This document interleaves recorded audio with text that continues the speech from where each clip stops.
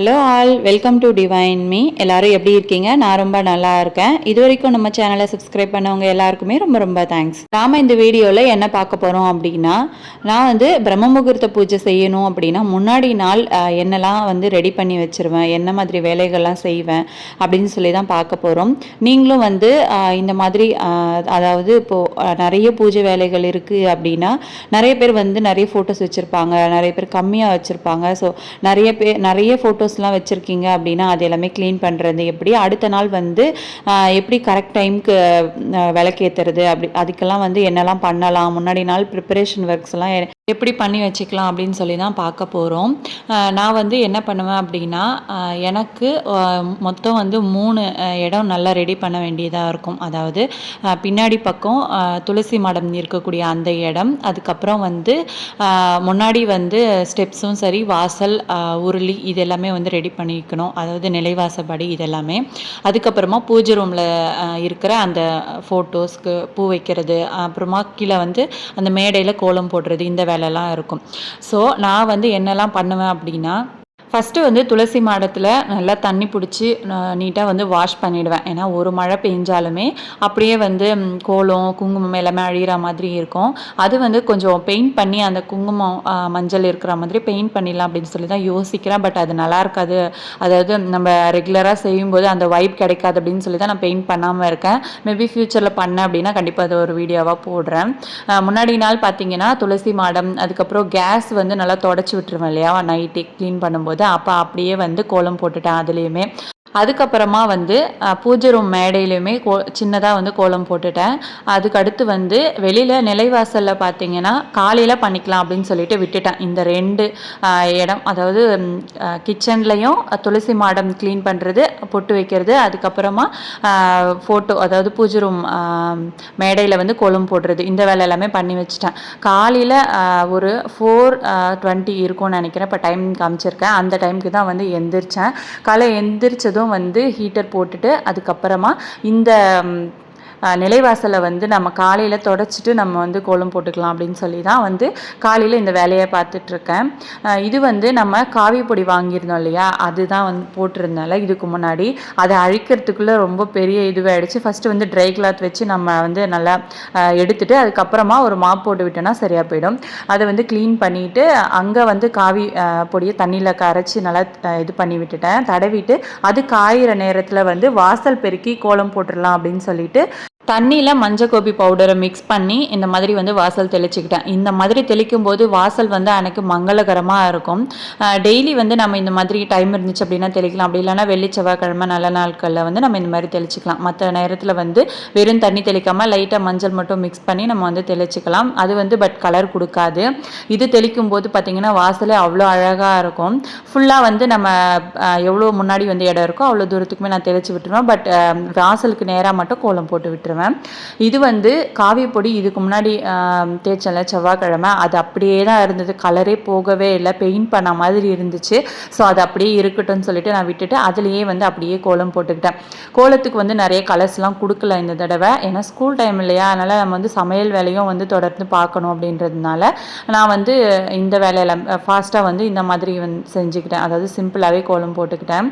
எனக்கு கோலம் போடுறதுக்கு பெருசாக டைம் எடுக்காது. அதாவது கலர் பண்ணலை அப்படின்னா நார்மலாக இந்த மாதிரி ஒயிட் கோலமாவிலேயே கோலம் போட்டேன்னா அவ்வளோவா டைம் எடுக்காது, ஃபாஸ்ட்டாக போட்டு முடிச்சிருவேன்.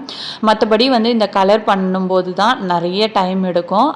ரொம்ப அதுக்கப்புறமா ஒரு 1/2 hour கிட்ட ரெஸ்ட் எடுத்தால் தான் அடுத்த வேலையை பார்க்க முடியும், அந்தளவுக்கு ஒரு மாதிரி ஆகிடும். அதுக்கப்புறமா குளிச்சுட்டு நெய்வேத்தியத்துக்காக காராமணி ஊற வச்சுருந்தேன். அதை நம்ம இது பண்ணிடலாம் அப்படின்னு சொல்லிட்டு குக்கரில் அதையுமே வச்சுட்டேன். நைட்டே கிச்சனில் க்ளீன் பண்ணி இந்த மாதிரி கோலம் போட்டு வச்சதுனால காலையில் பார்க்கும்போது அவ்வளோ ஃப்ரெஷ்ஷாக அழகாக இருந்துச்சு அந்த அடுப்புலாம் பார்க்கறதுக்கு. அதுக்கப்புறமா பார்த்தீங்கன்னா பூஜை ரூமில் பூ வைக்க வேண்டிய வேலை இருந்துச்சு. சாமி படங்களுக்கு நம்ம காலையில் குளிச்சுட்டு பூ வச்சுட்டு அதுக்கப்புறம் நெய்வேத்தியம் வச்சு விளக்கேற்றணும் அப்படின்னா தான் நல்லாயிருக்கும். காலையில் நேரத்தில் இந்த மாதிரி வேலைகள்லாம் பார்க்கும்போது ரொம்ப ப்ளசண்ட்டாக இருக்கும். ஏன்னா வந்து யாருடைய பேச்சு சத்தமும் நமக்கு கேட்காது. அந்த வெறும் வந்து பேர்ட்ஸ் கத்துறது அந்த மாதிரி இதுதான் வந்து கேட்கும். ரொம்ப நாள் கழித்து பிரம்ம முகூர்த்த நேரத்தில் எழுந்து இந்த வேலையெல்லாம் பார்க்கும்போது ரொம்ப ஹாப்பியாக இருந்துச்சு. இவ்வளோ நேரம் வந்து நான் இவ்வளோ வேலையும் முடிச்சுட்டு வர வரைக்கும் இந்த காவிப்பொடி வந்து அந்த மாதிரி காஞ்சிட்டு இருந்துச்சு. ஆனால் லைட்டாக ஈரம் இருந்தது. அது பரவாயில்ல அப்படின்னு சொல்லிட்டு கோலம் போட ஸ்டார்ட் பண்ணிட்டேன். நடுவில் வந்து பார்த்திங்கன்னா இந்த மாதிரி ஸ்கொயர் ஷேப்பில் தடவிட்டு அதுக்கப்புறம் இந்த சர்க்கிளில் வந்து ஸ்டென்சில்ஸ் வச்சு இந்த அச்சு போட்டுக்கலாம் அப்படின்னு சொல்லி பிளான் பண்ணியிருந்ததுனால இந்த மாதிரி போட்டுட்டேன். அதுக்கப்புறமா கொஞ்சம் பிளெயினாக இருந்துச்சு பார்க்குறதுக்கு. ஸோ பார்டர் மாதிரி போடலாம் அப்படின்னு சொல்லிட்டு கோடு போட்ட பிறகு தான் அந்த கோலத்துக்கே வந்து ஒரு தனி லுக்கு கிடச்சிதுன்னு சொல்லலாம். ரொம்ப அழகாக இருந்துச்சு. நடுவில் வந்து மஞ்சள் குங்குமம் இது எல்லாமே வச்சுட்ட பிறகு பார்க்குறதுக்கு ரொம்ப மங்களகரமாக இருந்தது. ஆர்ட்ஸில் நான் வந்து இதை காமிச்சிருப்பேன். இந்த கோலம் எப்படி இருக்குதுன்னு சொல்லி மறக்காமல் கமெண்ட் செக்ஷனில் கமெண்ட் பண்ணிக்கோங்க. ஒரு வாட்டியும் ஒரு டிசைன் போடலாம் செவ்வாய்க்கிழமை வெள்ளிக்கிழமைகளில். அதையும் வந்து நான் அப்படியே ஷேர் பண்ணி விடுறேன். உங்களுக்கும் அது வந்து யூஸ்ஃபுல்லாக இருக்கும். நீங்களுமே போட்டுக்கலாம். நிறைய பேர் வந்து ரொம்ப அழகாக இருந்துச்சு அப்படின்னு சொல்லி கமெண்ட் செக்ஷனில் சொல்லியிருந்தீங்க. பார்க்காதவங்க வந்து நம்ம வீடியோ வந்து செக் பண்ணி பாருங்கள் சேனலில் போயிட்டு. உங்களோட ஃப்ரீ டைமில் கண்டிப்பாக வந்து நம்ம வீடியோஸ் எல்லாமே பாருங்கள். உங்களுக்கு யூஸ்ஃபுல்லாகவும் இருக்கும். கோலம் டிசைன்ஸ்லாம் வந்து சம்டைம்ஸ் உங்களுக்கு அதையுமே வந்து போடுற மாதிரி இருந்துச்சுன்னா நீங்கள் வந்து போட்டுக்கலாம். இப்போ பார்த்தீங்கன்னா ஃபுல்லாகவே நான் தெளிச்சேன்னு சொன்னேன் இல்லையா, அந்த மஞ்சள் கோபி பவுடரு நல்லா நீட்டாக வந்து எல்லா இடமும் தெளிச்சிட்ட பிறகு ஒரு மாதிரி நல்ல லுக்கு கொடுத்தது அப்படின்னே சொல்லலாம்.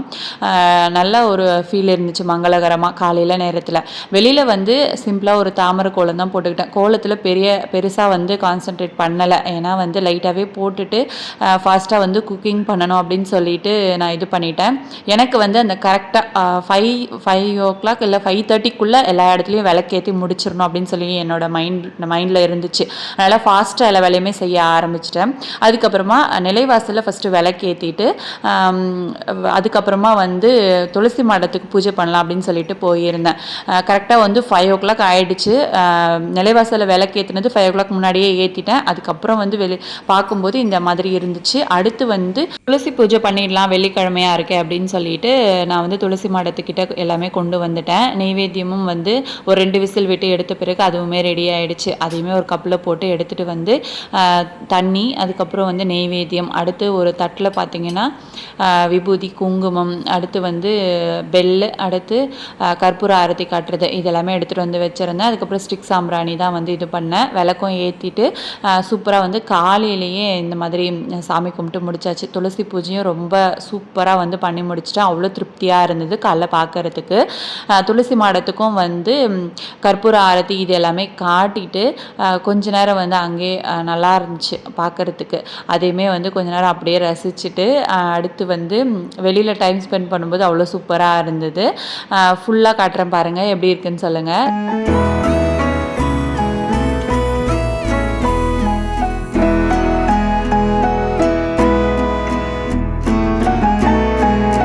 துளசி பூஜையை முடிச்சுட்டு கிச்சனில் வந்து அன்னபூர்ணி அம்மன் சிலை வச்சுருக்கேன் இல்லையா, அந்த இடத்துல வந்து விளக்கேற்றிட்டு நெய்வேத்தியம் வச்சு விளக்கேற்றிடலாம் அப்படின்னு சொல்லிட்டு அங்கேயுமே விளக்கேற்றிட்டேன். நெய்வேத்தியம் வந்து மொத்தம் 3 பவுலாக நான் பிரிக்கணும். ஃபஸ்ட்டு வந்து துளசி மடத்துக்கு, அதுக்கப்புறமா அன்னபூர்ணி அம்மன் கிட்ட வைக்கிறதுக்கும், அப்புறம் பூஜை ரூமில் வைக்கிறதுக்கு 3 பவுலில் வந்து நெய்வேத்தியத்தை இது பண்ணி வச்சுட்டேன் அப்படின்னா ஈஸியாக இருக்கும் எடுத்து வைக்கிறதுக்கு. அன்னபூர்ணி அம்மன் கிட்ட வந்து விளக்கேற்றிட்டு அதுக்கப்புறமா அந்த கப் சாம்பிராணி இருக்குல்ல அதையும் ஏற்றிட்டேன். அப்படியே லைட்டாக வந்து பொறுமையாக அந்த புகை வந்து வந்துக்கிட்டே இருக்கும். கிச்சனில் நம்ம நிற்கும் போதுமே நமக்கு வந்து ரொம்ப சூப்பராக இருக்கும். அவ்வளோ ஒரு டிவைன் ஃபீல் வந்து வீடு முழுக்க ஸ்ப்ரெட் ஆகிருக்க மாதிரி இருக்கும். அதனால் அங்கேயும் வந்து ஏற்றி வச்சிருவேன். அதுக்கப்புறமா பூஜை ரூம்குள்ளே வந்துட்டு பஞ்ச பாத்திரத்தில் தண்ணி எடுத்துகிட்டு வந்து வச்சுட்டு அதுக்கப்புறம் நெய்வேத்தியம் வச்சு அதுக்கு 2 வாழைப்பழமும் வச்சுருந்தேன் கூடவே. அடுத்து வந்து ஒரு மேட் போட்டு எல்லா இடத்துலையும் விளக்கேற்றிட்டு, அதாவது 5 விளக்கு எப்போவுமே பூஜை ரூமில் ஏற்றுவேன். அதையும் ஏற்றிட்டு கற்பூர ஆரத்திலாம் காட்டிட்டு நல்லா வந்து பெல் அடித்து சாமி கும்பிட்டாச்சு. கீழே இருக்கிற சிலைங்களுக்கு ஃபஸ்ட்டு வந்து நல்லபடியாக பூலாம் போட்டு பூஜை பண்ணிவிட்டு கற்பூர ஆரத்திலாம் காட்டிட்டு அதுக்கப்புறமா வந்து மேலே ஃபோட்டோஸ்லாம் இருக்கு இல்லையா அதுக்கு தனியாக வந்து நின்று காட்டிடுவேன்.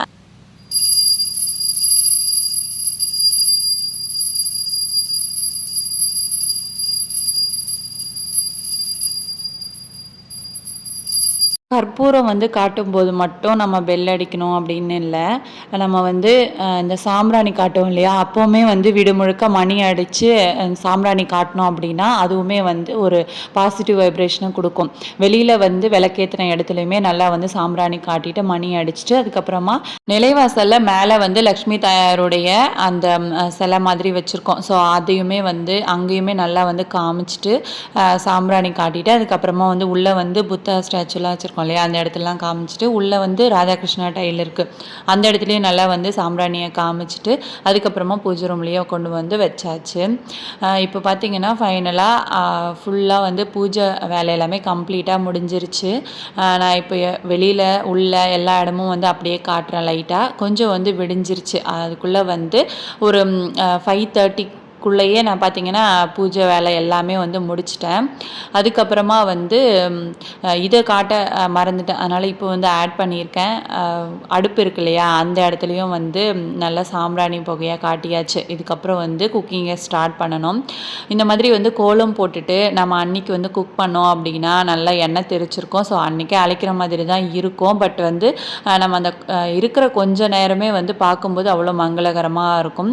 எப்படியும் வந்து சமைக்கும்போது அந்த இடத்துலலாம் வந்து இதுவும் ஆகாமல் இருக்காது இல்லையா? அதனால் எப்படியும் அது ஒரு மாதிரி தான் ஆகிடும். ஸோ அப்போ க்ளீன் பண்ணிக்கலாம் அப்படின்னு சொல்லிட்டு தான் நான் வந்து சரி ஓகே பண்ணிக்கலாம் அப்படின்னு சொல்லிட்டு பூஜை பண்ணுற வரைக்குமாவது கோலம் இருக்கட்டும் அப்படின்னு சொல்லி விட்டுட்டேன். கரெக்டாக பாருங்கள் 5:30க்குலாம் வந்து எல்லா வேலையுமே ஃபினிஷ் ஆகிடுச்சு. அதுக்கப்புறமா ரிலாக்ஸ்டாக வந்து டீ குடிக்கலாம் அப்படின்னு சொல்லிட்டு டீ போட்டுட்டு இருந்தேன். ஃபஸ்ட்டு வந்து ரைஸ் ஒரு பக்கம் வச்சிட்டோம் அப்படின்னா அது பாட்டுக்கு வெந்துட்டுருக்கோம் இல்லையா? டைம் வந்து கரெக்டாக இருக்கும். அதனால் அதையுமே ஒரு சைடில் வச்சுட்டு அதுக்கப்புறமா டீ ரெடி பண்ணிகிட்டு இருந்தேன். டீ வந்து எப்போவுமே நான் காலையில் குடிக்க மாட்டேன். ஏன்னா வந்து வெறும் வயிற்றில் குடிக்கிறது அவ்வளோ நல்லதில்லை. எப்போவுமே ஈவினிங்கில் தான் வந்து கொஞ்சம் தலைவலியாக இருந்துச்சுன்னா குடிப்பேன். மற்றபடி இந்த மாதிரி காலையில் எந்திரிச்சு இந்த பிரம்ம முகூர்த்த நேரத்தில் எந்திரிச்சேன் அப்படின்னா கண்டிப்பாக டீ குடிக்கிற மாதிரி தான் இருக்கும். ஏன்னா காலையில் வந்து ஒரு மாதிரி என்ன சொல்கிறது தலைவலி இருக்க மாதிரியே இருக்கும். அதனால் நான் பார்த்திங்கன்னா டீ குடிப்பேன் இந்த மாதிரி டைமில். ஏன்னா அதுக்கப்புறம் நமக்கு லீவ் டேஸ்னால் ஒன்றும் தெரிஞ்சுக்காது. மற்றபடி அப்படியே தொடர்ந்து குக் பண்ணவும் செய்யணும் அப்படின்னும்போது கண்டிப்பாக வந்து குடித்தா தான் கொஞ்சம் நல்லா இருக்காம ஃப்ரெஷ்ஷாக இருக்கிற மாதிரி தோணும். அதனால் வெளியில் வந்து உட்காந்துட்டு நல்லா கொஞ்சம் நேரம் ரிலாக்ஸ் பண்ணிகிட்டு இருந்தேன். அப்படியே வந்து கோவக்காய் ஃப்ரை கேட்டிருந்தாங்க பசங்க. அதனால் அதை கட் பண்ணுறதுக்கு கொஞ்சம் லேட் ஆகும். அது வதங்கி நான் வந்து தண்ணி ஊற்றாமல் அதை அப்படியே வந்து எண்ணெயிலே வதக்கிட்டு மிளகாத்தூள் போட்டு இறக்கிடுவேன். அதனால் அந்த மாதிரி பண்ணால் கொஞ்சம் டேஸ்ட்டாக இருக்கும், பிடிக்கும் பசங்களுக்குன்னு சொல்லிட்டு அதுதான் வந்து வாங்கியிருந்தேன். கொஞ்சம் நிறையவே வாங்கியிருந்தேன். அதனால் அதை வந்து அப்படியே கட் பண்ணிவிட்டு டீயும் குடிக்கலாம் அப்படின்னு சொல்லிட்டு அங்கே உட்காந்து வந்து சூப்பராக குடிச்சிட்டு இருந்தேன். காலையில் இந்த பேர்ட்ஸ் சத்தம் இதெல்லாம் பார்க்கும்போது ரொம்ப ரொம்ப சூப்பராக இருந்துச்சு.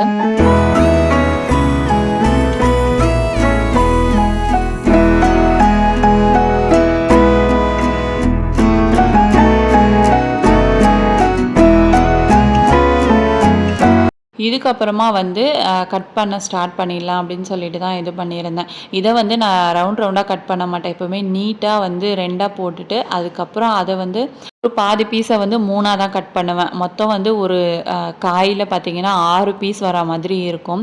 இந்த மாதிரி கட் பண்ணி வச்சுட்டு அதுக்கப்புறமா அப்படியே வந்து எண்ணெய் ஊற்றிட்டு அதில் வெறும் இந்த காயை மட்டும் போட்டுட்டு நல்லா வதக்க விடணும்.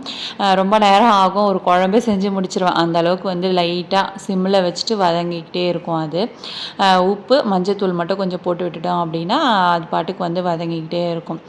இது வந்து நல்லா ரொம்ப பிடிக்கும் குட்டீஸ்க்கு. அதனால் இதை அடிக்கடி செய்கிற மாதிரி தான் இருக்கும். அதுக்கப்புறமா வந்து சுண்டைக்காய் கொஞ்சம் இருந்துச்சு. அதில் தான் வந்து கொஞ்சம் புளிக்குழம்பு மாதிரி வைக்கலாம் அப்படின்னு சொல்லிட்டு புளிக்குழம்புனா அதில் நிறைய எந்த மசாலாவும் ஆட் பண்ண மாட்டேன். வெறும் புளி அதுக்கப்புறமா ஒன்றா சேர்த்து அரைச்ச மிளகாத்தூள் இருக்கும் அதை தான் ஆட் பண்ணுவேன். அதனால் கொஞ்சமாக புளி வந்து ஊற வச்சுருந்தேன். மதியானத்துக்கு மட்டும் தானே அப்படின்னு சொல்லிட்டு கொஞ்சமாக தான் வச்சுருந்தேன். நிறைய வச்சாலும் அது வந்து மீந்து போயிடும். அதுக்கப்புறமா வந்து இட்லி ஒரு சைடு டிஃபனுக்கு பார்த்திங்கன்னா இட்லி ஊற்றிட்டு அதை எடுத்து நான் பீஸாக கட் பண்ணிடும் குட்டி குட்டியாக. இதை வந்து இதில் பார்த்திங்கன்னா கொஞ்சம் மசாலா போடுவோம். வெங்காயம் மிளகா அதுக்கப்புறமா இட்லி பொடி கண்டிப்பாக போடுவோம். மிளகாத்தூள் இதெல்லாம் போட்டு நல்லா மிக்ஸ் பண்ணி கொடுத்துட்டேன் அப்படின்னா குட்டீஸ்க்கு ரொம்ப பிடிக்கும். அதுக்கு வந்து தனியாக ஒரு பேர் வச்சுக்குவாங்க. சில்லி இட்லி ஏதாவது ஒரு பேர் வச்சுக்கலாம். அந்த மாதிரி வந்து செஞ்சு கொடுத்துருவேன். எப்போவுமே வந்து இட்லி சட்னி அப்படின்னு கொடுக்கும்போது அவங்களுக்கும் போர் அடிச்சிருச்சா, அதனால் நான் இந்த மாதிரி செஞ்சு கொடுத்தோன்னே சூப்பராக வந்து சாப்பிட்டுட்டு கிளம்பி போயிட்டாங்க. இது வந்து குட்டீஸ்க்கு ரொம்ப பிடிக்கும். ஆனால் நமக்கு வந்து கொஞ்சம் காரசாரமாக இருந்தால் பிடிக்கும். அதனால் இது வந்து பெரியவங்க அவ்வளோவா லைக் பண்ண மாட்டாங்க. குட்டீஸ்க்கு கொடுத்தீங்க அப்படின்னா ரொம்ப என்ஜாய் பண்ணி டிஃப்ரெண்ட்டாக இருக்கே அப்படின்னு சொல்லி சாப்பிடுவாங்க. இட்லியும் ஊற்றி வச்சுட்டு அதுக்கப்புறமா பார்த்தீங்கன்னா வெங்காயம்லாம் கட் பண்ண ஸ்டார்ட் பண்ணிட்டேன். அதுக்காக தான் கொஞ்சம் வந்து குழம்புக்கும் கட் பண்ணிவிட்டு அதுக்கப்புறமா இந்த இட்லி செய்கிறதுக்கும் வந்து கொஞ்சம் வெங்காயம் கட் பண்ணிகிட்டு இருந்தேன்.